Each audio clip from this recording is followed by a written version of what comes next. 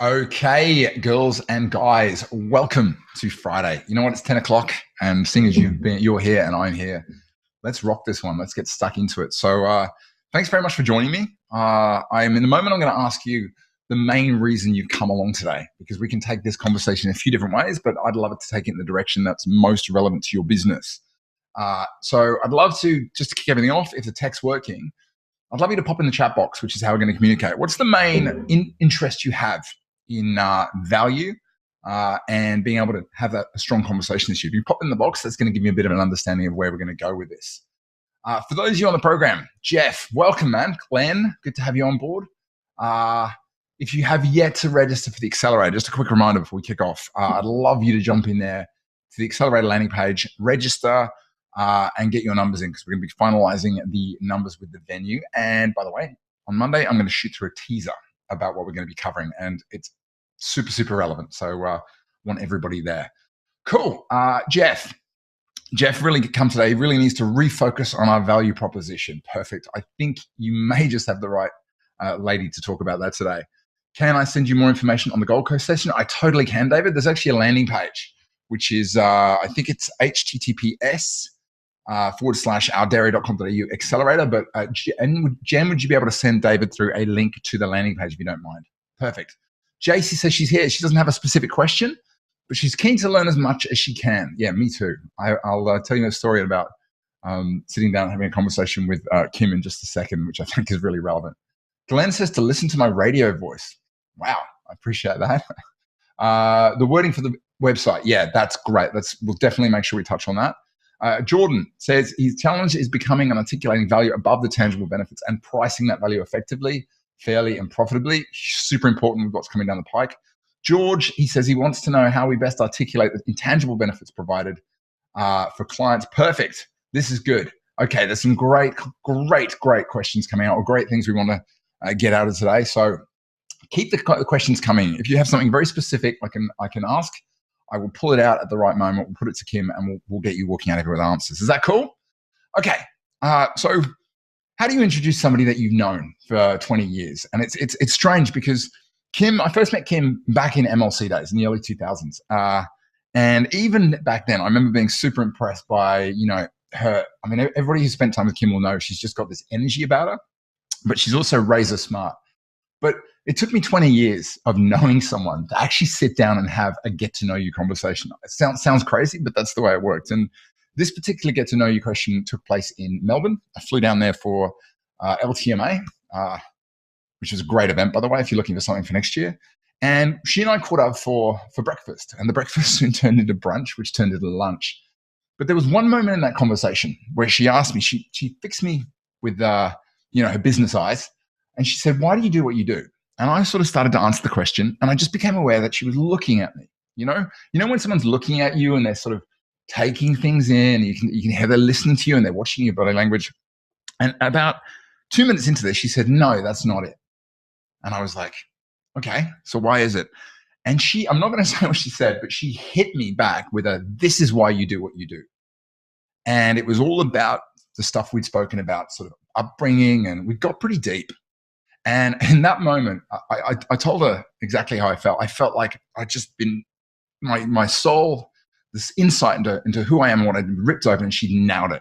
And I said to her, at this moment, I feel like I want to run screaming out of this cafe like someone's just nailed it. But I thanked her for it because she was able to, in that moment, really connect me with, what was motivating me. And it went way back. And I think this is why I wanted to run this webinar today, because off the back of that conversation, I ended up, I think a lot of people call her this anyway, but she is an absolute value doctor. She has this ability to go deep, and she's been doing this a long time, working with businesses all over Australia. She's got so many hats.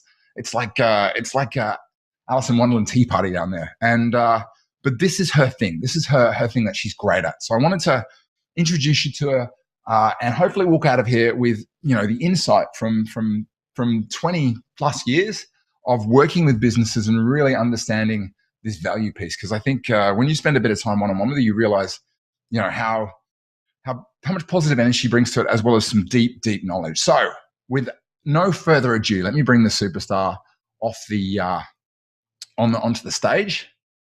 Let's turn on your camera, unmute, ask to start video.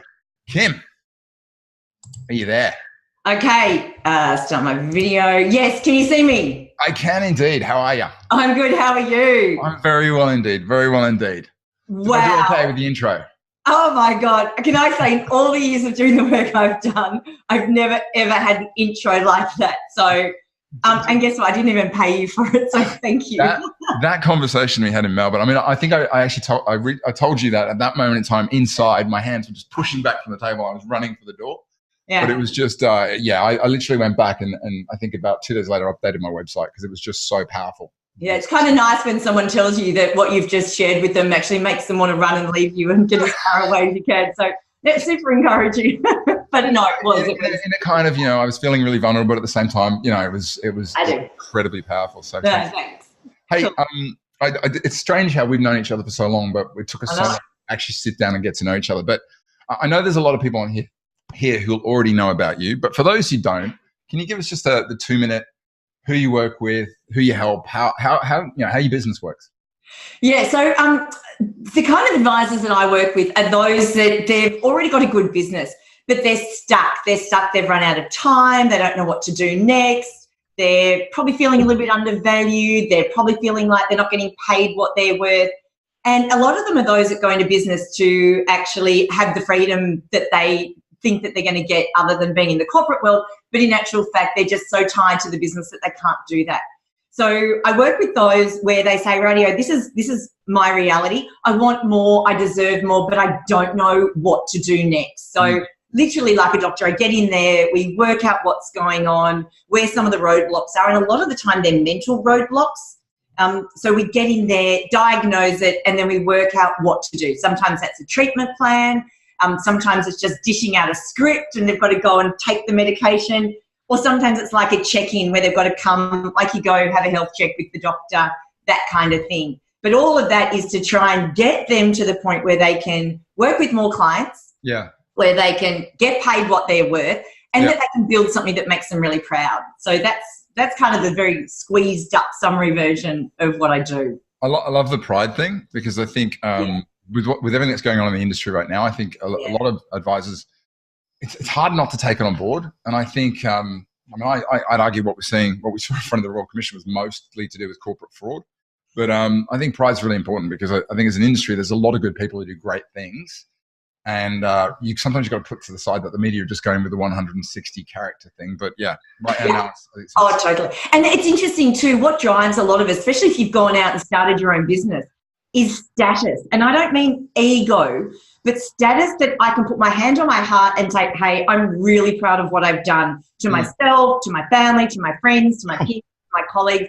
It's such a big part of it. And if you've started a business to get that feeling and you're not getting it, the amount of businesses that I speak to that say, you know what, I've been in business for 10 years and Kim, I'm actually embarrassed that I'm where I'm at. I thought I'd be in a different place. It's like, radio, but you're here now, let's turn things around. So it's interesting. So let's go back to the beginning because, I don't know this whole story, but I'm going to take some notes as we go. How did you end up in this industry? How did you end up, doing specifically what you do? Tell me the early journey, how you sort of started down this route. Yeah, so it's really interesting. I've always been the numbers science geek at school. Like that was just my thing. And ironically, I wanted to be a doctor, and I'll tell you about that story shortly.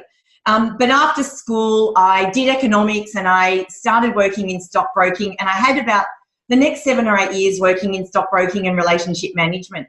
But my father had been a risk advisor and had done really well in that space. And as much as I never wanted to follow in his footsteps, and I actually did everything possible to stay away from that, I ended up becoming very interested in financial planning. So I did all my studies, even though I'd always studied in finance and investment type of activity. And then I started as a financial advisor. Yep. And when I was advising, a couple of things came up. Firstly, this is back in the early 2000s. So if I tell you I'm 28, you now know I'm lying. But secondly, I was sitting opposite older clients, and in particular couples, and the woman would say very undiplomatically, you know, what gives you the right to give me advice? You're young and you're female. So, you know, kind of a bit of a slap in the guts, and I'll give you what happened after that. But what I found is that I was more interested than in how the business was running as opposed to how my clients were going, which is not very good when you're a financial advisor. What I realised is I was just on the wrong side of the fence. So from that, I left, and after a couple of other jobs as a training consultant at 360, I became one of the consultants in the consulting team, where we would actually go into all the licensee businesses that were aligned with MLC NAB and literally look at what was going on, what was holding them back, you know, why were profits plateauing, why weren't they getting the results they wanted, and we would help them do that. Perfect. And I stayed with NAB for about 10 years, and then I left there and started my own business and have been doing that ever since then. So it came from always loving numbers and finance and maths into working out where I found my place, which is helping businesses use all of that, but, you know, build and grow a better business that, you know, like I said before, they can work with more people, they can get paid what they're worth and do something that makes them proud. So that's kind of the very short, long story of my background. So that's really interesting that you've gone from a scientific, analytical background to a place now, which is by definition, value is notoriously difficult to objectively measure. How does that shift occur? Was it sudden? Was there a moment, or has it just been a natural evolution? Yeah, it is really interesting because I still have this absurd love of spreadsheets and numbers. However, what really floats my boat is taking that and how you can then apply it to someone's life. And that's why, going back to what I said about these couples where the woman kept questioning how could I be giving them advice when I was young and female. And I worked out, I never really answered it properly when I was advising, but I worked out, wow, there's so much more than just being good with numbers when you're dealing with people. And then fast forward a number of years, and this is pre-getting married. I was dating lots of different guys. Anyway, I was working at MLC still as a consultant. And I was on this date with this guy. He was an older guy. He'd been the CEO of lots of different financial services companies and that, but then he sort of found the light and left the corporate world. So we had a few dates. It wasn't really working out. And he said to me, I'm going to give you some feedback. I'm like, wow, I didn't really ask for it. He said, you're very, very corporate.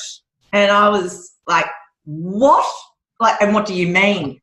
And he said, I feel that, you know, when we're talking, you know, that it's all corporate. You've got an outcome you want to achieve. It's all very almost scientific, like you knew what you were going to ask when you came in here and everything.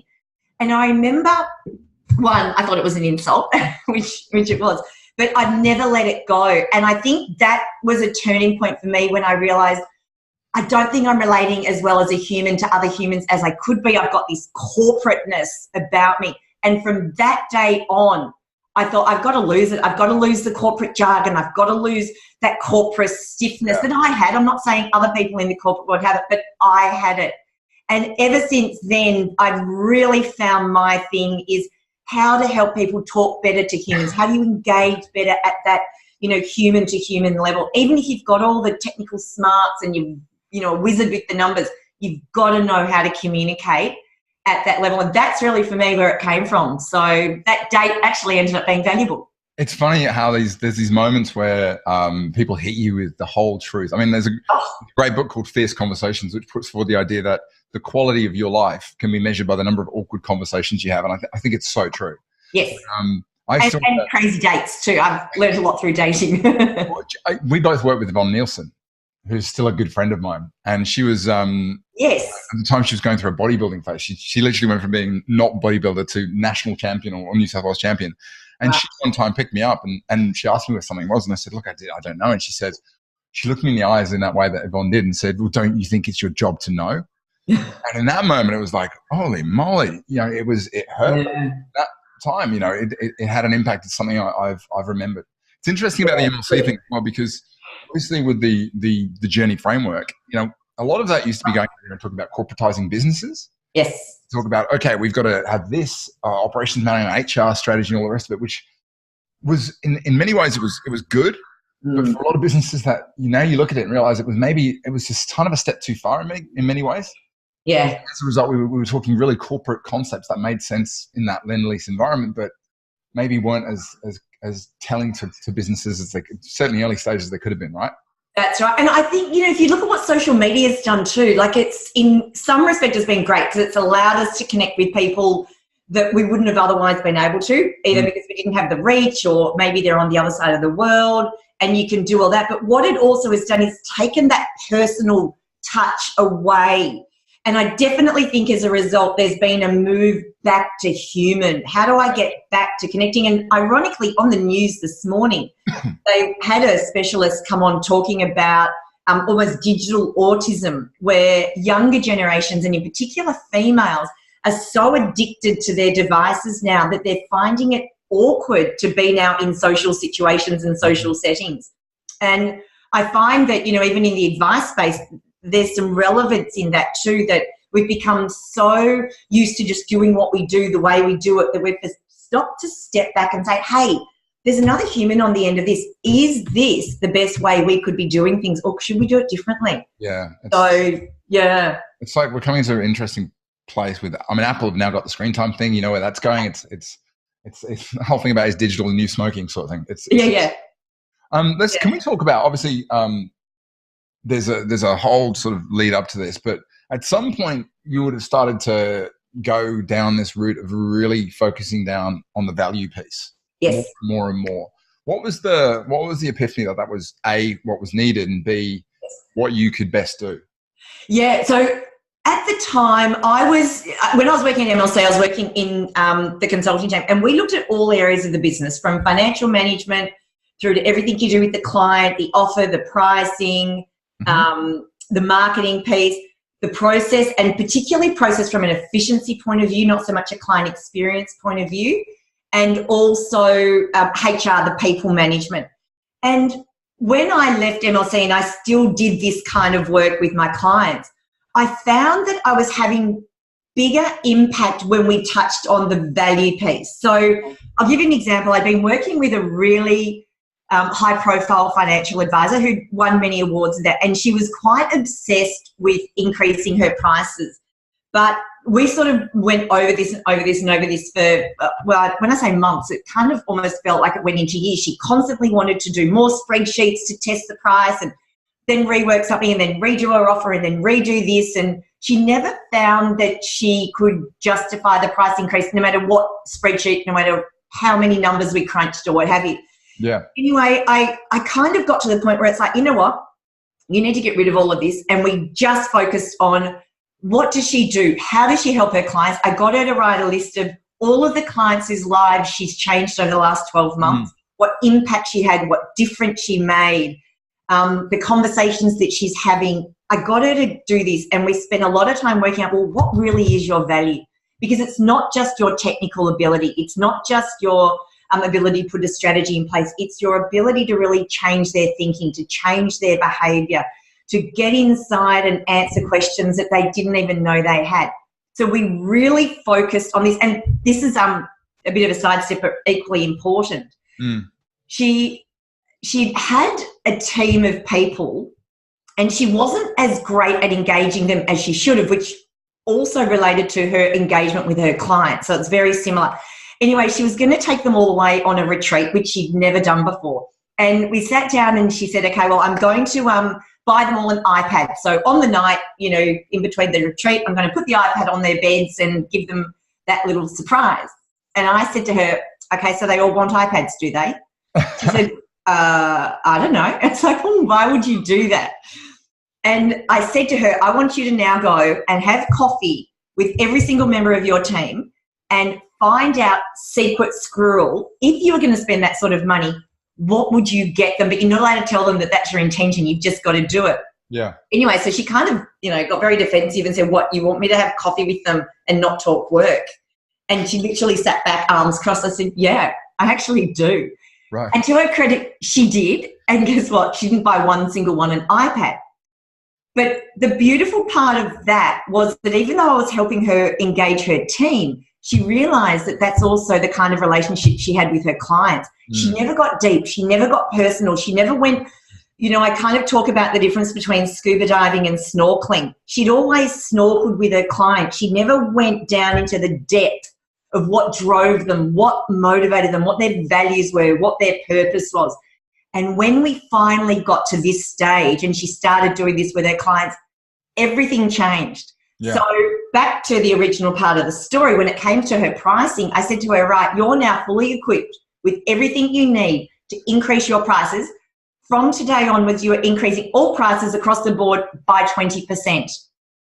Now, after she fell off her chair, she did it. And to her credit, over the next 12 months, she got better at explaining how valuable she was in their life. They got better at understanding her value. And every single new client was on the higher fee. And every single existing client, bar a couple, ended up moving up to the new fee of 20%. So ultimately, she increased her business revenue by 20%, doing not much difference other than a different conversation with her client.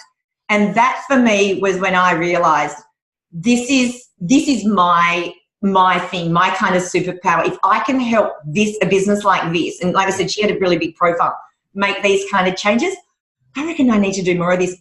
Plus, I had a hoot of a time doing it. It was fun. It was fulfilling me, doing all the things that I want to do with advisors.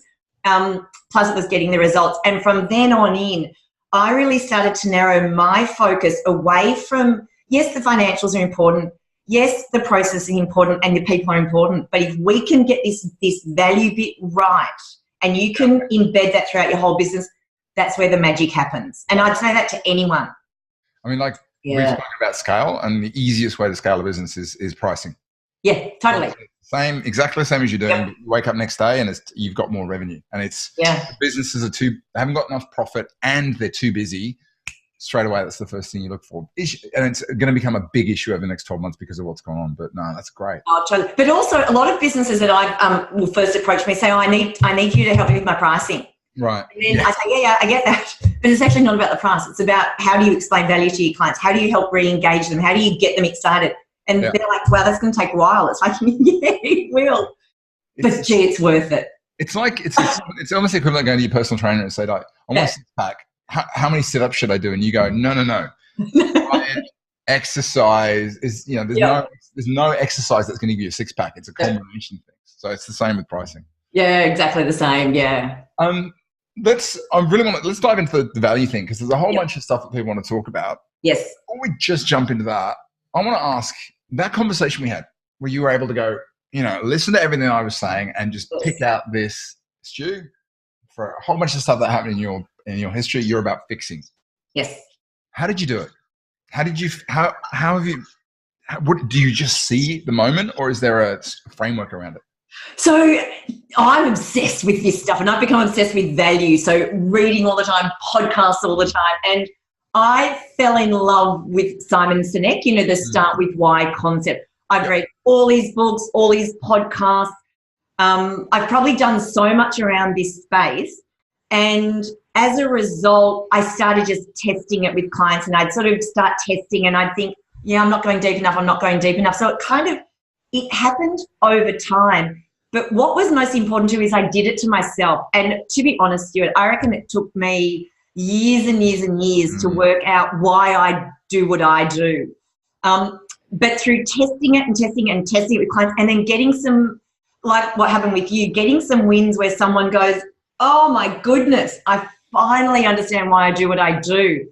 And I'm thinking, okay, so what did I do with them? Okay, I did this, that worked. So there is a bit of a process that I follow to get to that point.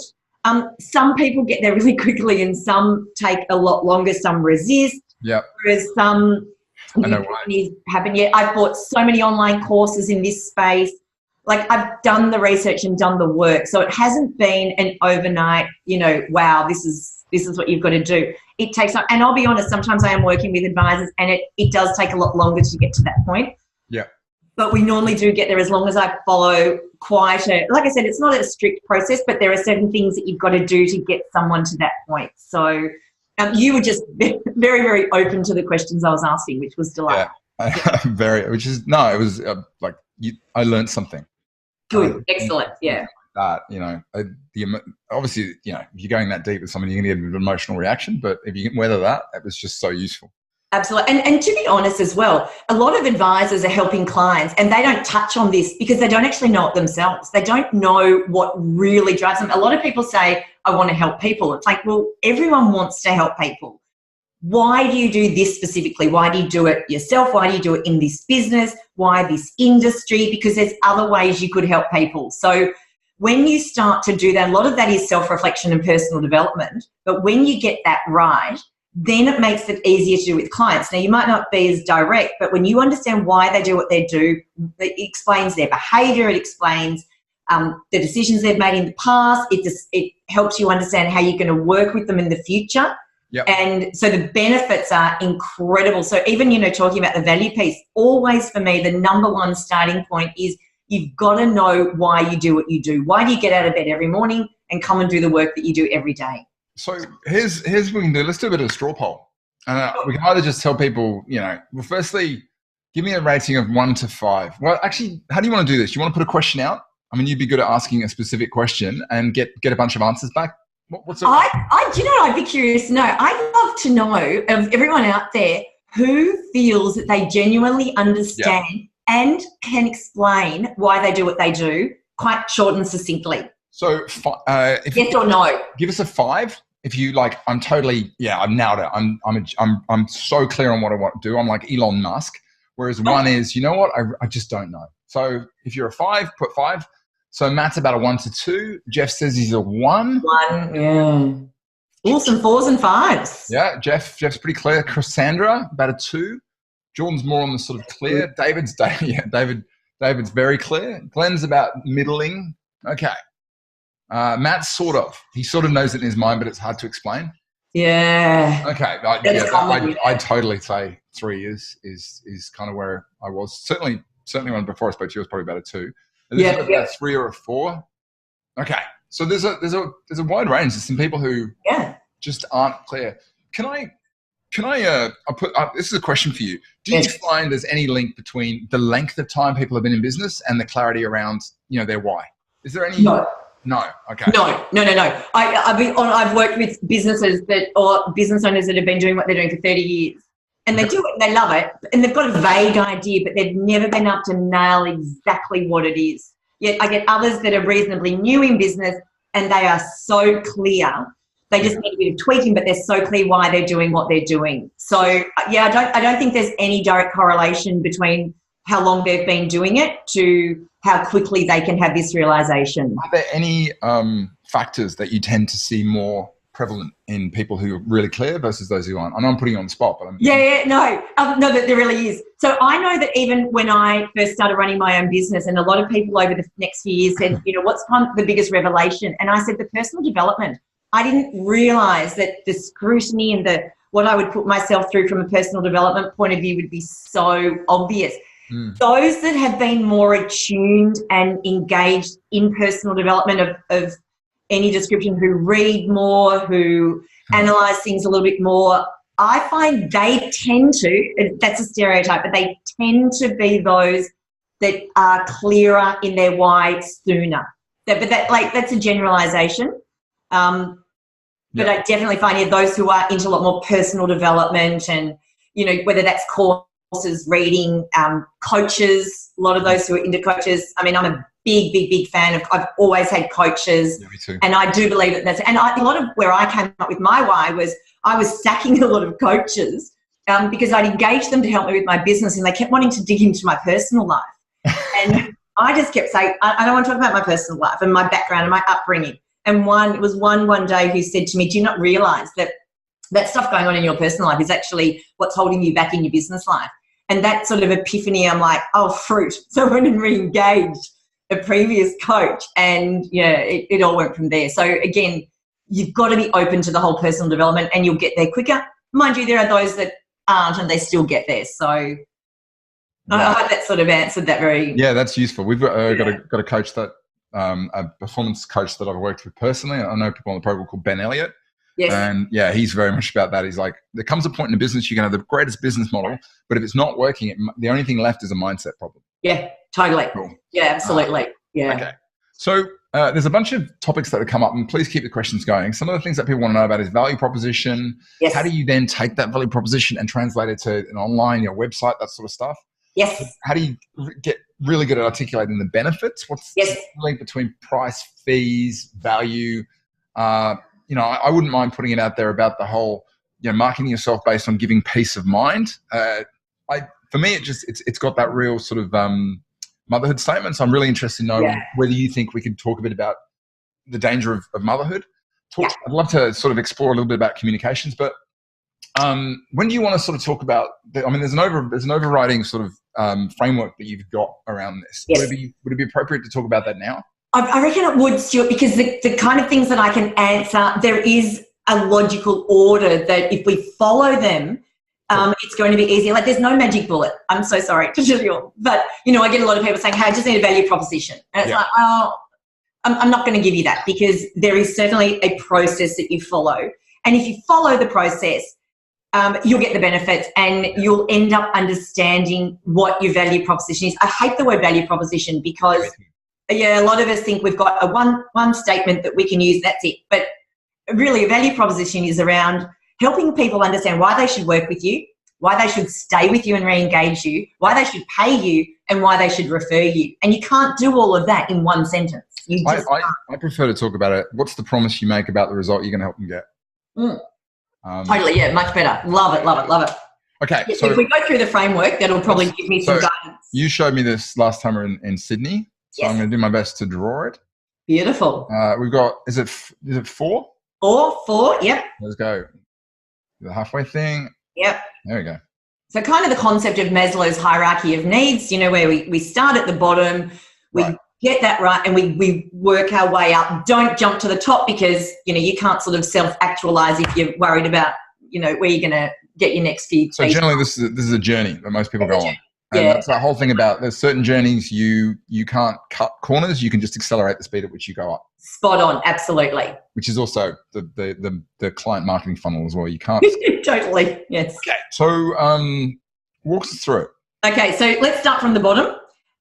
This is where I call this the value curious space. This is where you start to become very curious about value, full stop. So part of this is understanding your why and why you do what you do, but also starting to get a lot of research and feedback from clients. So again, if you're going to do this properly, you've got to know what your clients value, and you can't assume what they value. Too often I see advisors put their own perception on what they do because they think this is what clients say. You've got to test it. So little things like a value survey, and I say a value survey, not a satisfaction survey, because it's not about just are my clients satisfied with how quick we return their queries. It's if you could get inside their minds and ask the questions that you've always wanted answers to, what would those questions be? What do they value? What don't they value? I was reading a book the other day called What Customers Crave, and he talks about you've got to know what clients love and what they hate. So when I say love and hate, it's like, for instance, I love it when I call up and you've already got all my information there ready and waiting for me, so I don't have to waste any time. I hate it when I call up and you kind of bumble away and it seems like you don't know who I am. Right. So, getting to that. But you've got to do the research, got to get the validation, you've got to get in there and be curious. You've also got to put your own self in the shoes of a client in general. So this is where I started, where I became very aware of, or very curious. Sorry, curious is what this space is. Very curious about why would I go and buy something over there, yet it wasn't always the cheapest. But what was my own behaviour as a customer out in the real world? And it's made me a terrible client or a terrible customer anyway, because I'm always looking for what's in it for me. And so the first part in really understanding your value and getting to a point where you can clearly articulate it is get so super curious. Ask questions, dig deep, get validation from clients, get inside their minds and find out what they're thinking, do the research, put yourself in their shoes and just get that information. That is absolutely the first stage. Give us one killer question to ask clients, people when you want to know, and one just to stay away from, if you could. I know it's put you right on the spot now, haven't I? Yeah, it has. One of the best things I think here is tell me about what money meant to you growing up? The insight. There you go again.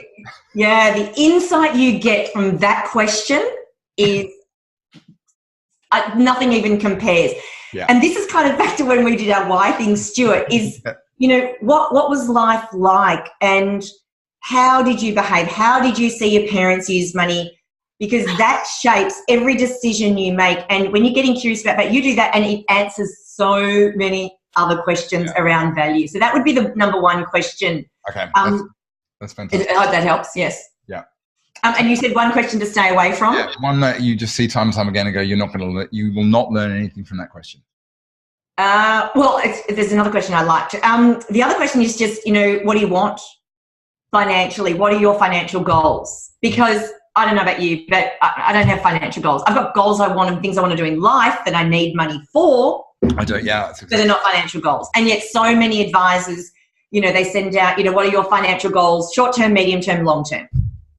If you had and they wonder why they don't get the answer. Like, I like the question, if you had a bank account full of money, what are the first three things you'd spend money on? Beautiful. And by the way, you knew that money would just refill next time. Absolutely. Oh, that would be nice, yeah. I'm trying to write a book about that, but I haven't got quite far enough. Oh, no, do it. That would be so cool. Because the other really good question too that I love is, what do you want your money for? So, a lot of people come in, they say they've got financial goals, but the advisor never links it up with, well, what do you want that money for? So, you're talking about you want 10% returns on your portfolio or, you want to have this and that, but what do you want it for? Because that is going to then drive all of the other decisions and that the advisor can help the client make. Yet some do it really well, but there's a lot of advisors who still, I think, don't get a grasp of that early enough in the conversation, which means that, you're kind of taking that why away, because money's a means to an end. It's not the end itself for most people.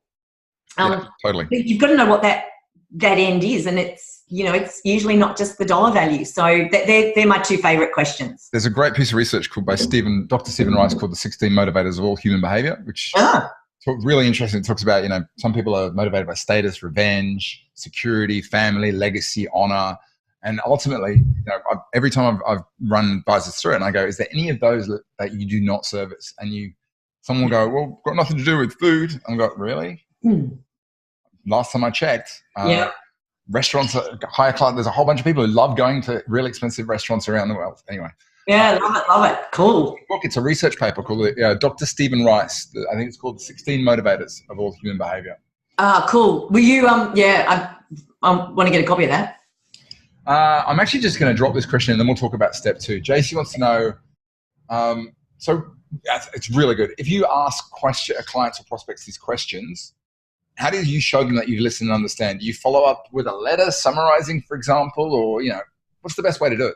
Yeah, okay, so really good question. Firstly is the whole, questioning, listening kind of skills. So when you are listening, doing the whole acknowledging, so what I hear is, so that you get that right. And at the end of the meeting, again, summarizing what you found. And always, you need to follow up with the client the next day or two. And this is where I see a lot of advisors, they do the follow-up, which is the formal stuff that you've got to do, the technical stuff or whatever. I mean follow-up on a human level. So the 3 key takeaways from the meeting was that we worked out you need X, Y, and Z. They're either outcomes or benefits to the client. That is one thing that should be a must really after nearly every meeting you have. And that's where you would test it to say, so growing up, the things that really held you back were that, money was really limited. So you started to think money will always be limited. You've never been able to spend without guilt. And you kind of think that you're never going to be that person that has that money kind of security because you've never seen it before. So working together, they're 3 of the things that we need to conquer, we need to get around, and then you can go into the formality. So that's how I would go about recognizing it. And if you've got that wrong, you're hoping that the client would come back and say, oh, not quite. This is what I meant. Wrong. Yeah. Okay. So let's talk about step 1 is in the way you go down this journey is first just start really digging deep, having a look, understanding personally, asking a lot of questions. Yes. What's the next? What happens next? Okay. The next stage I call value aware.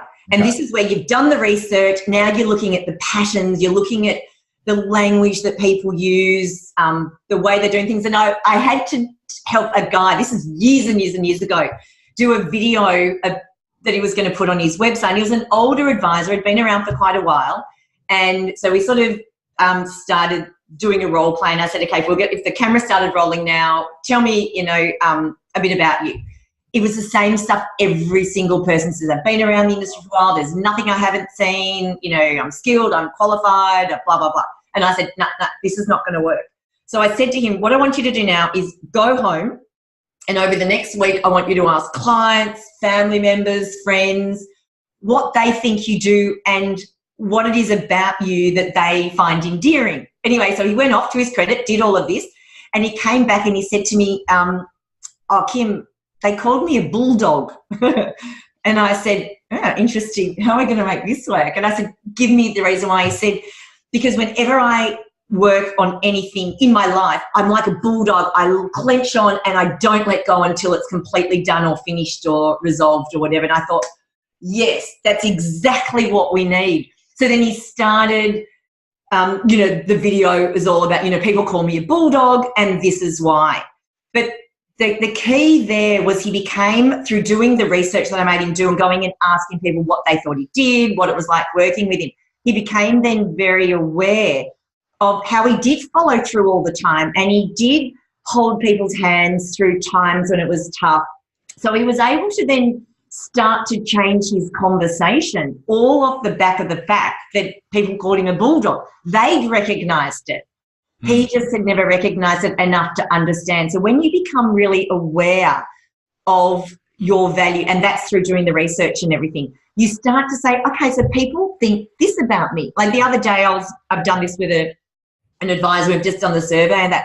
And one of the things that people came back and said is she's really, really thorough, to the point of annoying, but she's really thorough. And she said, do you know what?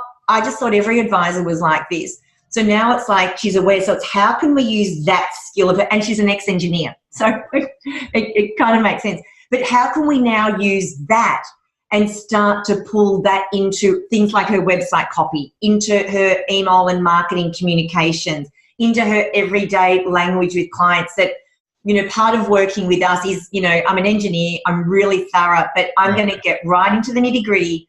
I'm going to dig deep. I'm going to scuba dive, not snorkel.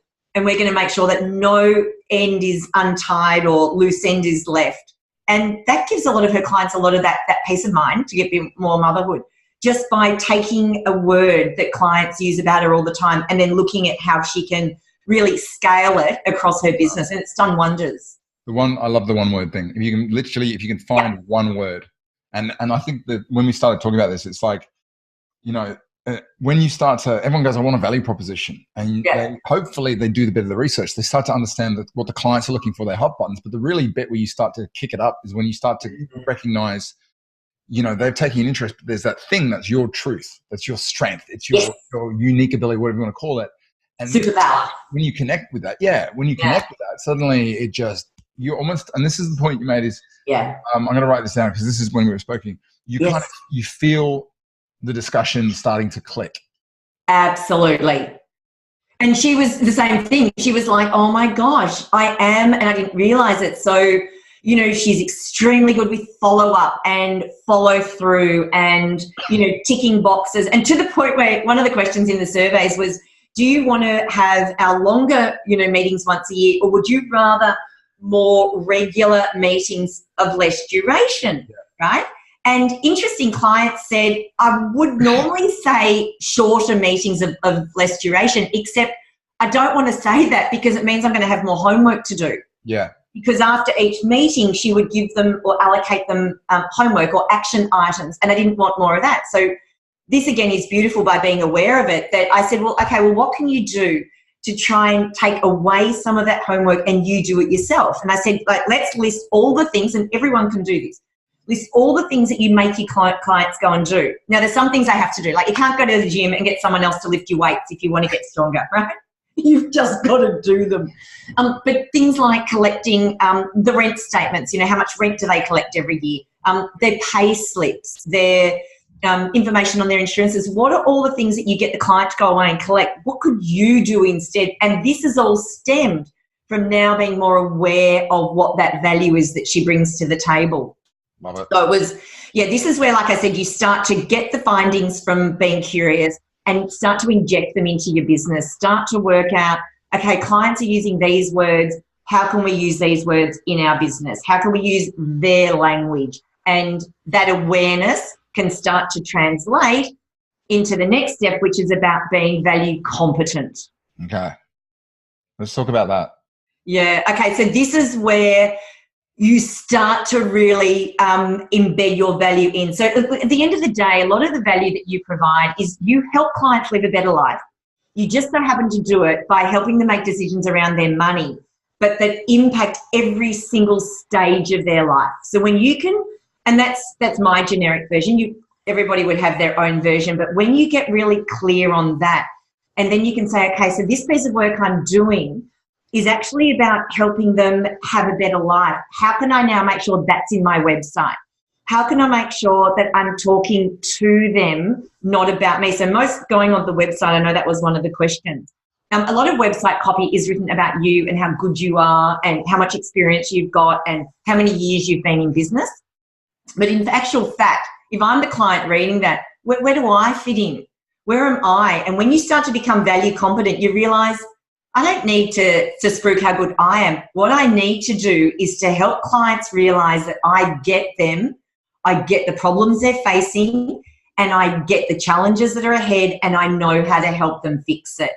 So even your web copy, if I jumped on your website, I should, and I was an ideal client, I should see, Kim, do you feel like you've got so much going on in life that you feel like you're on autopilot, that you've got competing priorities for your money, competing priorities for your time, you're trying to do too much and you'd never feel on top of anything? Well, that's where we can help. We make sure that you prioritize what you want in life. We make sure that you've got a plan to follow. We make sure that we're going to be here along the way. This is the stuff I want to see in the website. This is the stuff I want you to communicate with clients. And when you get to this step 3, you start to be able to do this more easily because you're now more aware of it than you've ever been before. And that's why this is definitely a staged process. You don't get to that point overnight. Sorry. No, does that make sense? Beautiful. I actually wanted to ask a question because Glenn just made a comment. He said previous staff used to call him the sledgehammer. Good. And if you look at Glenn's probably done more work on his value proposition in the last 12, 18 months than a lot of people I know.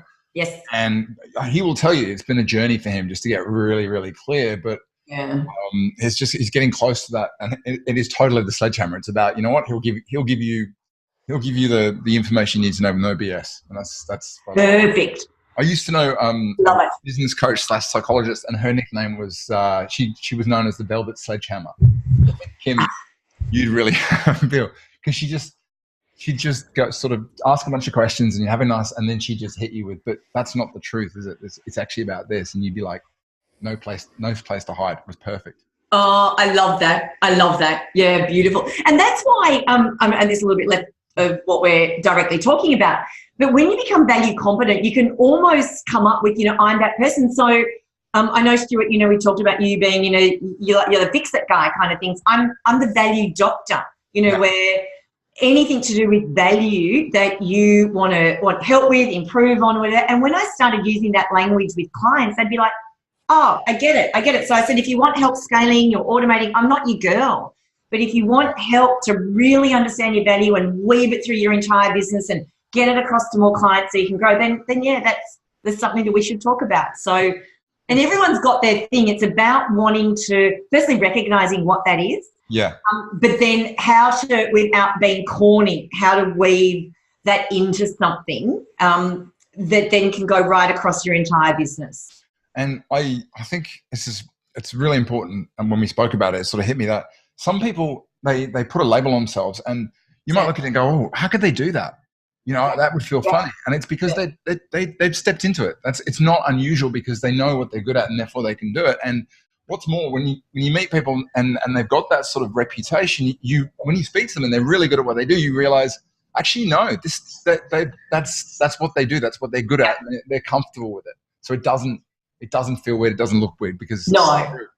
Yeah, that's right. And the thing is, we can't be all things to all people. No. And I know we all know that, but I don't think enough of us in this space are confident enough, which ironically is the next stage, to actually say, hey, this is our thing, and go so deep with that thing that you're really good at that you get known for that and people come to you for that. And, other things can come off the back of it, but that's where I think the real value is. And I'll be honest, when I did that in my own business and I really started to say, hey, this is really my sweet spot, this value piece. And everything I do now is around that value piece. I got more work and more queries than I ever did before, because that's suddenly what people would go, or I'd get people, like you, Stuart, who'd go, oh, this is what you want, yeah, she's your girl. Or if I now know people that need scale and automation and growing at that level, I know Stuart's the guy. Yeah. So I found that more business opportunities came out as a result. And you'll notice in there, I'm not talking about a niche or a target market or anything like that. I think it's so much more than that. It's just something that you become known for that summarizes and captures who you are. Like a horse whisperer. If I say that, you kind of get that that's somebody who can almost read the minds of a horse. It's that kind of thing. So that the label, but being value confident, which is stage 4 in the process, this is when you're so comfortable that you can also say yes to certain clients and no to others, because not all business is good business. So really, if you're going to do your best work, there's certain clients that you can do it with and certain that you can do it, but you're not going to be the champion that you could otherwise be. Perfect. Good. Yeah. Hey, do me a favor, just want to check in. Has this been useful so far for everybody out there? And would love a bit of feedback. What's been most useful about the discussion so far? The model, just pop it in the chat box, because I know I like a bit of feedback, and I'd love to know where people are at with this. Hey, that's a great model. And when the first time you showed it to me, I was like, yeah, that's really clear. And what I love about it is it's probably the best explanation I've ever seen of showing people that actually, it's a journey. And if you do it the right way, it lines up and it makes sense, and it sort of jumps in. Is there anything else you want to? Yeah, Matt says it's a clear process that you go through. Yeah. A start and a middle and an end. Yeah. Is there anything else you want to touch on that, or should we just go back and just quickly maybe go through some of the categories and touch on them? Yeah, we can do that. And the other thing is that, like I said, too many people are not willing to put the time and effort in. So they want this proposition that they can use. They want that magic bullet, and it's not like that. There is the process, but if you stick to it, you follow it. Like I said, I've become the biggest nightmare of a client anywhere. Mind you, I'm sure my advisor likes working with me, but because I'm so acutely aware of it. But I think that makes you better in business anyway. If you're looking at then increasing your fees, if you're looking at making changes to anything that you're delivering or offering a new service, then this is always the foundation for you to be able to do that. So there's so many benefits about doing it. But yes, you've got to put the time into doing it. It doesn't happen overnight. So can you give us an idea? Like if you were treating this as a project in your business, and you go, right, I'm gonna start at the bottom. Like, what sort of timeframes at each stage should you be investing? Yeah. Okay. So there's a couple of ways that I work with clients at the moment. So sometimes I just do what I call a value clarity day, where for one day we just go and talk about all of these 4 steps, but it's only over one day. So it gives you the framework and the background that you need. But where the real value actually starts is after the day, when we start implementing things. We get you to do a survey. If you've done that, we then start to look at the copy that you're doing. We start to look at conversations that you're having with clients, paraphernalia or supporting documents that you use. What's the language in there? And then we do that. We start looking at tools that you can use, templates, even things like video. So I do that. The other thing that I'm doing, I don't know if this is the right time to talk about it, is I've been threatening for years to create an online course which goes through these 4 stages. Yes, talk about that. But what I want to do now is to actually pilot doing this over a 6-month period, where for sort of one month, so 4 to 5 weeks, we look at each stage in detail and we work on it together as a group. We get you to do activities. We get you to go out and, do the value curious stage, do that, bring it back. What does it mean? And then we go through each of the 4 stages. So that's certainly something that I'm looking at piloting at the moment. I don't know if there's anyone on here that might be interested, and tell me when it's the time to talk about that. No, let's talk about that, because I'm noticed sort of 5 to 11. Yes. So chat about the working group, and then what we can do is circle back and sort of run through the each of the questions. So you're starting a working group, which is all around this. Yes. So how many people do you want on the group? How's it going to work? Okay, so what I want to do is I want to start after the financial year. So I understand that people are very stretched for time right now. But anyone who's really serious about this and they want to give it a go and they don't want the magic bullet.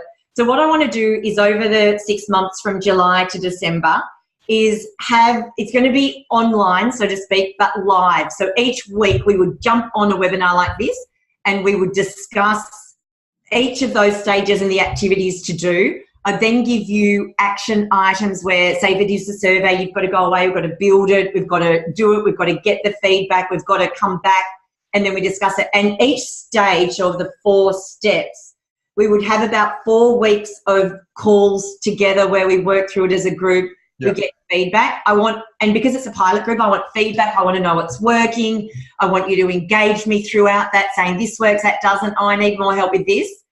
And we would do that for each of the 4 stages over the 6 months. Gotcha. So I want it to be very, very practical. And ideally I'd like a maximum of 10 people. Yep. Because I want to work quite closely with you to develop it. And this is instead of doing the digital online course. Yep. I think this is going to be a better way, because it's great to learn online, but to get the feedback or the people, this is where I get a lot of my benefit is people coming back saying, hey, Kim, I've had this conversation with a client and I'm just getting nowhere. What could I do differently? It's like, okay, why don't we do it like this instead? Why don't you send this email instead of that one? Cool. So anyone, and look, ideally I'm looking at charging about $3,000 for it in the new world if it is something of interest. But for the pilot group to do the full 6 months, weekly catch-ups, all the support templates, dialogue, get their feedback, get their testimonials and what have you, I'll do it at 50% off. So $1,500 for the entire 6 months, if anyone's interested. Working with you personally? With me personally, absolutely. I think you mentioned it's covering all that stuff, the value proposition, what you should put on your website, how to talk about it, price, fees, all the rest of it. Yep. So all the documents you need to support it, the conversations you need to have. So that involves scripts, it involves templates, everything that I've got, everything that I've done and I've worked on over the last 20 years in this value space, I'm literally bringing to the table. And, you know, if it works and it goes well, then I might charge 30 grand for it next year. People are interested in that, and I guess once you've filled it, that's closed. How should they literally put up their hand and say I'm interested? Absolutely, just say you're interested. Like I said, I'm in working stage at the moment, putting it together. So if you were interested, I'd love to be able to bounce some ideas off you. You know, do we have weekly calls? I'm very much in the pilot stage, and I'm going to use this term. I want guinea pigs to participate with me and help me build this so that it's exactly what you want. But at the end of the day, you get to work through it in your business at the same time. So that's ideally what I'm looking for. If you're interested, and all is interested, Elizabeth's interested, just pop your name in the box and I'll make sure we get the chat. Definitely interested, Cassandra. Okay, so we've got a couple of people interested. Cool. I'll make sure we follow those one up. And Brian Perrin's interested. I believe you worked together. Oh, hi, Brian. I know Brian. Yeah, hi. Jeff Whidden's interested as well. So, okay, cool. So I'll connect you with those guys. Perfect. David Murdoch interested as well. Okay. Oh, good. Awesome. Perfect. Let's chat Ben Black too. Let's talk about these pieces. So that's the framework, which I think is really good to sort of run through. Let's talk about value proposition. What's your best insight you can give to somebody who's asking, and I'll pull out a specific question, what's the best way to approach articulating the value and this value proposition thing? What's the best tip you can give? Okay. Wow, that's a massive question. So sorry. Yeah. No. So firstly, there is no one answer, but what I really love is I did this little mini course a little while ago, and it was a woman walking you through an intromercial. So not infomercial, it's an intromercial. And I'm actually going to test that process in this pilot program course, the program I'm going to do, because I haven't tested on other people yet. I've only tested on myself. But what it does is it highlights, so I would say something like, financial advisors choose to work with me when they're at a point where they've already started their own business, but they're struggling with, and what are the 3 problems they're struggling with? They've got no time, they've got no headspace, and they've got no capacity to work out what they do next to grow their business. Then through working with me and looking at a formula around value, we're able to solve their problems. And then there's 3 things that we solve, so we can get them more time back, more clarity, whatever it might be. And if they can do that, then they're able to live that life where they can work with more people, they can make more money, and they can build something that makes them really proud. So that sort of, and she does it in 17 and a half seconds. But what I love about this is, 1, it talks about who she works with, very high overview. 2, it talks about the problems that they have. So, if I was, a financial advisor on the other side of that, I'd think, wow, that sounds like me. So you're sort of weeding out the ones that would be a good fit and ones that aren't. 3, it starts to highlight a little bit about the work that we do. So we work together, we work hands-on, we work one-on-one, whatever it might be. And it also shows and highlights some of the solutions that you provide. At no point in any of that is we do investments, we do insurance, we do superannuation, etc. Do you know what I mean? Yeah, absolutely. Yeah, and then from that intromercial, you're able to then take snippets of it, like understanding what business you're in, so we're really about helping people live a better life and helping them make decisions around their money, because money impacts every single part of their life. And that's what we do, the way we do it. So you can get these captions that you can then use as one-liners or elevator rants, not pictures, rants. I think that's just beautiful. But it gives you the material that you need to then take the bits and pieces and put it where you need to, whether it's in marketing, whether it's in a conversation. But all of it answers kind of the who, what, where, and why in 17 and a half seconds. Yeah, I love that. I mean, there's so many. I've got, I think, a cheat sheet which has got 17 different ways, but that's the one I always come back to because it starts. Yeah, absolutely. And when you get a lot of the ammunition for what you put in there is when you do the survey with your clients. Absolutely. Yeah. So Glenn's got a good question, and I know why he's asking it. So I'm going to put it to you. Glenn, he would love to hear your thoughts or some examples of how advisors who are good at this are articulating their value in such a way that it doesn't come off as, I'm awesome, look at me, fig jam, So the best way that I see advisors do this is when they tell a story about a client they've helped. So instead of just, why me, it's like when someone says, what do you do? It's like, you know what? I have a client, they were in this situation and you outline the situation, and through my help and making some changes, tweaking their decisions, changing their behaviours, we were able to get them on this path. I still to this day believe there is nothing more powerful than telling a story to help people understand what it is that you do. Totally agree. And just if I can share that on a really quick note, and this almost is like a value proposition. I was in Thailand with my husband last year, and we're swimming in the ocean, surfing the waves, and there's 2 other guests with us. Now, one owns a really big real estate agency in Toorak, one owns a big construction company. So my husband, backing up, is a risk advisor. So these 2 guests we're in would be ideal clients because they're both sort of in their late 40s. So while we're surfing the waves, there's a parasailer flying over the top. And the other guests were saying, I'd love to do that parasailing. And my husband said, it's funny, a client of mine, this is true, my client of mine was here at Club Med Phuket last year doing the parasailing, and the parasailing, the parachute came down and hit the water so hard that she broke her foot. And then he goes on to say, and it was interesting, so one night I'm sitting on the couch and I saw that she had a broken foot. He is actually her risk advisor, and he said, I knew that she had a broken bones clause in her income protection policy, and I was able to get her 13 grand tax-free when she got home from her holiday. So he told that story just while we're surfing the waves. All of a sudden, this real estate agent and this construction guy said, oh my God, how do I get me some of that?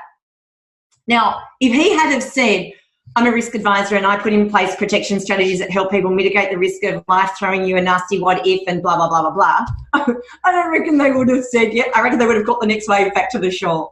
So when you can get a story that can capture what you do quite succinctly, my husband tells that story way better than I do, and it's a real life story, that nothing makes a better value proposition than that, in my mind. And presumably, I mean, I've seen a lot of people who fall into the trap of they're telling a case study and they dive deep into, so we rolled this money over here and we did this. And they don't care. What they care is not yet. They were in this problem. Here's the outcome they got, and bang. Spot on. That's exactly right. So yeah, it's getting that fine line between enough information that somebody on the other end goes, oh my gosh, that sounds like me, versus too much information where I go, wow, I'm bored. That's perfect. Yeah. So again, getting that really succinct. So that and every single advisor has got a story where they have literally turned someone's life around, and if they can get really good at doing it, that's the best value proposition you could ever come up with if you get that bit right. And the beautiful thing about that is you could have a number of different ones if you work with different types of clients. So, and again, that's part of the work I do anyway, but it's certainly part of what I want to really tighten up with advisors in this program. I've thought of something that you could put in there, and I reckon this is a little value add for people here. Grab a notebook, one that you're going to carry with you, and every single time you come out of a meeting or a discussion with a partner or any sort of discussion with clients, write down one story that you could tell other people that came from that. And I think if you had a structure to it, you'd find that every day there is at least 2 or 3 great stories that you are taking that are just appearing, and most of the time you're not even aware of it. Cool. Oh, so true. So true. And even the other one is just write down a list of all the people's lives you've changed over the last 12 months. Okay. And what it is that you did to change it. You just do that and you keep adding to that. And I tell you, I get a lot of advisors that question their own worth and their own value. You do that and you start to go, wow, fruitcake, I really am valuable and I'm worth it. I'm worth putting my prices up. So, Jeff, who's actually one of our original program members, cool. He's honestly, if you want to see a man with passion, get him talking about some of the clients. He just, he fires up. Particularly, when he's had stories of people he's had to, clip around the ear and get him. So yeah, this is gold for you, Jeff. You are a man full of stories. There's no doubt. Yeah, love it. This has been awesome, and I know we're sort of running over. Yes. We'll keep going as long as you want, Kim, but I also don't want to sort of take the mic. But there's a question that came up from Greg, which I think is relevant. Yes. He's curious if there are any great advisor websites you recommend that appeal well to their target market. Oh, man. I'm laughing because I'm obsessed with advisors' websites and I don't see enough of the really good ones. But there are a couple that I love. And the reason I love them, let me explain. Firstly, they use a language that's all about me. Yep. Secondly, they talk to me as a person. It's not just how good they are. And you're testing me. There's an accounting business. This is accounting, but their website's beautiful. There's an accounting business in Brisbane called Inspire.business. I'll bring it up. Yep. This is one of my favourite websites. And I actually spoke to the people that created it the other day to find out, all about it and potentially using that with some of my clients. And I said, and who did the copy? And thinking it was them. And they said, oh, the business did it. It's like, Inspire.business. Is it Inspire Financial or? No, do Inspire.business. .business. They would have paid a fortune for that. Yeah, but it's beautiful. Let me bring it up. And for anyone that's interested, I've got a whole lot of them. I save websites as a hobby. That'd be awesome. But when I'm looking for something, I've got a whole list of them. I'm going to struggle to think of them off the top of my head. That's right. I've got one I'll share as well. Inspire business. What am I doing here? This is me trying to do 2 things at once. Not one of my strong points. Okay. I'll share. We'll bring that one up. And while that one's bringing up, I'm going to share this one because when I was in the San Francisco last, is that one? Yeah. Okay. I met with the guys who started this, the business called Levanto Financial. And what I really liked about them is because they're a tech startup thing, they're all data driven. So their whole approach was just to look at what actually works from a numbers point of view. So I'm just, actually a little bit ahead of this, but it's just catching up. So here's the There it is. Oh, yeah. Oh, wow. Yeah. Thing like that, you get the pre-reaction before it comes up on screen. This looks really good. We'll just wait for it to catch up. So what do you like about it? I love that. Okay, so I'm a business owner, and ironically, you know, if I'm in the market for an accountant, this speaks to me. It speaks my language. It talks to me. It uses. I'll wait till it comes up. Yeah, sorry. I'm going to re-crack it. And even if it doesn't, Stuart, if anyone jumps on, even the navigation bar at the top, they've got like problems we solve. The problems are, is it coming up now? You know, make more profit, better cash flow, more time with your family. Like it's just beautiful. Yeah, there it goes. So look up the top at the navigation bar. It's got problems we solve. But everything through the entire website is like it's speaking to me. I get on this website and I don't want to get off, and I go on it all the time.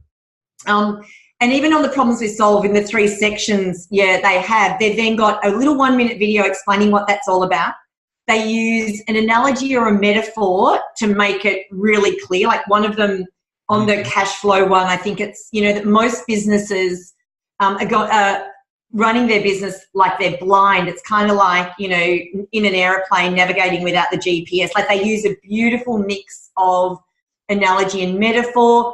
It's all about the fact that, you've got a business, but most of us also want to have more time with our families. It's just beautiful. And the most encouraging thing about this website, like I said, I've been in touch with the guys that put it together. The owners actually wrote the copy. So you can imagine what their methodology is. So, Timmy, if I'm looking to move accountants, who am I going to? I am going straight to these guys. Can I just talk very quick? I want to ask you a straight question on this. Do you think if you're going to get good at this, it's possible to outsource the copy production, or have you got to do it yourself? Oh, okay. If you're clear on your value, but you're not necessarily a writer, you can outsource it as long as 2 things.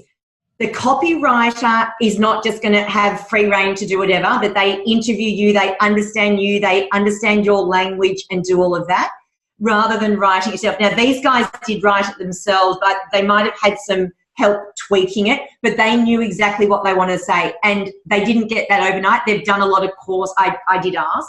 Yep. They've done a lot of personal development. They've done a lot of courses and, you know, stuff that we've been talking about, that they knew what their value was. They knew the message that they wanted to get across, so it made the copy easy.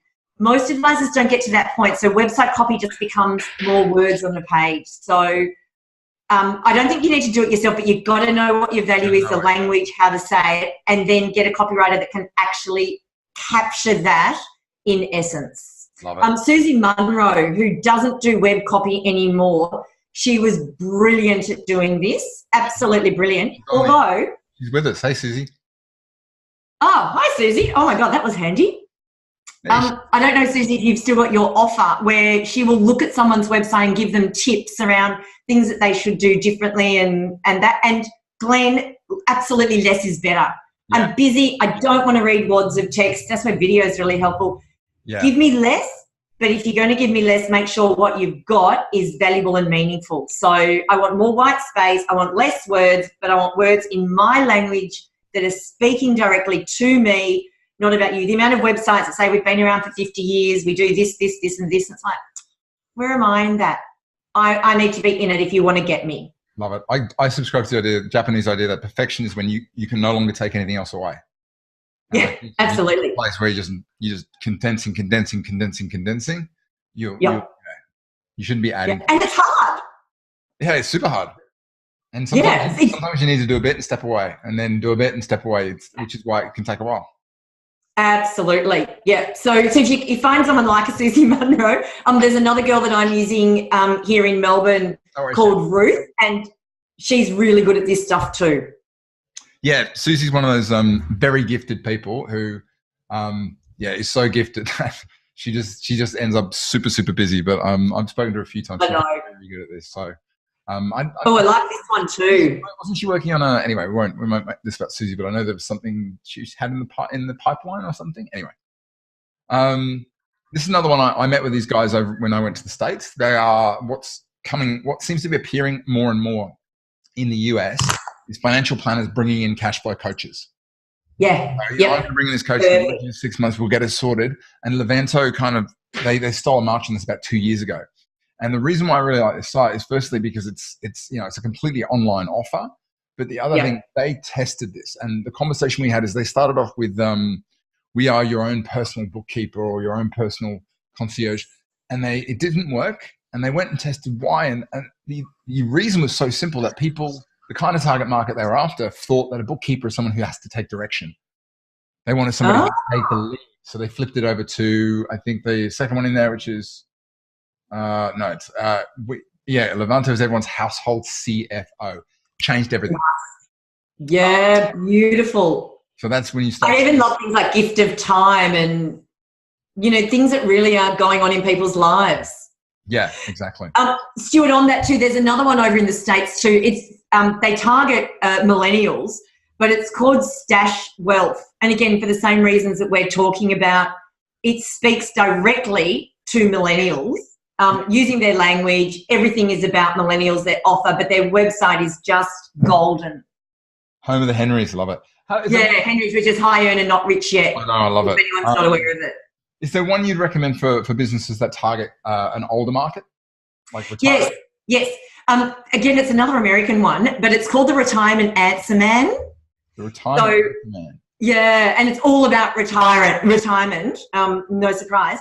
He does a podcast. He does a brilliant podcast all for retirees. Roger Whitney? Pardon?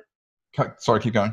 Retirement Answer Man. Just type that in and see what comes up. But his whole website, again, it's if you're about to or planning to or at retirement stage, this whole website just talks to you, and he's got different ways that you can engage. You can have the full kit and caboodle. You can just sign up to his membership program, which is, I think it's about $40 or $50 a month, and he's got an incredible amount of content out there. But this is talking just to those who are planning on or already retiring. So it wouldn't be of any interest to me. But my parents, amazing. Look at that. Find your best retirement with conversations, not equations. That's a generational value thing. Yeah, totally. Underneath, Glenn, you got your pen out? Put your ideal retirement. Gorgeous. So good. So easy. Yep. This has been really useful. I'm judging by we've still got a bunch of people on the line. Just do me a favor, type in the box. If you've taken one thing from this discussion that you think you can grab and implement and put into play, I'd love to know what that is.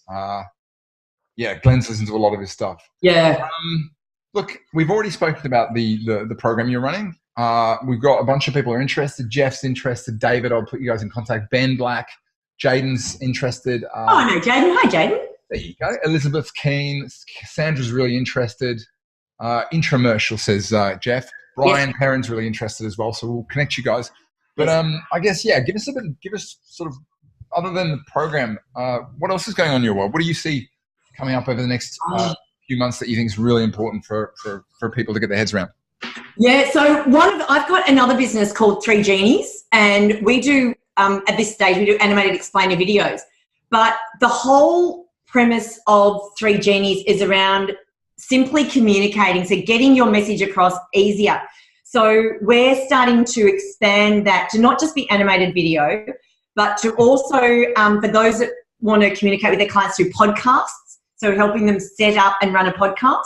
Yeah. Who want to do normal face-to-face videos, so helping you get that ready and doing all the editing and everything. And then we're looking at putting the copy piece in there as well. So if you're putting a website together or you need blogs written. Yeah. So I'm really excited about this because a really big piece of value is being able to deliver value to clients on a regular basis and do it on scale. And either by doing podcasts, doing videos, or writing, they're the 3 main ways of doing it. And again, it's not a key strength of a lot of advisors. So it's how can we help them do that more effectively. So that's kind of floating my boat a bit too. So sounds good. They're in this space, yeah. I was thinking you've got because I know you do a lot of work with Danielle. Yeah, she's my business partner on 3 Genies. So you've got 3 Genies. Yes. 9 Rock. Yes. Sorry, 9 Rock. Yes. 5 Elk.